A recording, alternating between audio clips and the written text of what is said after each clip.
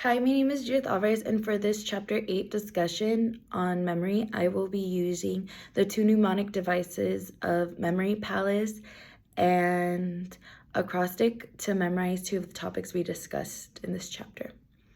For my Memory Palace, I chose to use it to memorize the two types of amnesia, anterograde amnesia and retrograde amnesia.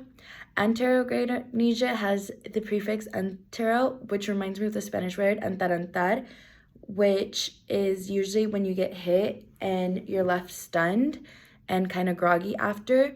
So that imagery reminds me of someone who gets hit and then isn't able to remember after that happens, after that traumatic experience.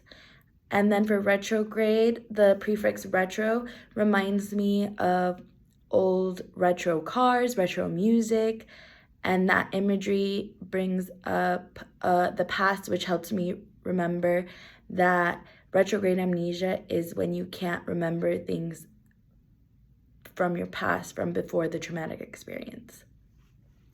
And for my acrostic mnemonic device, I used it to memorize the parts of the brain that are involved in memory. I have it written up here.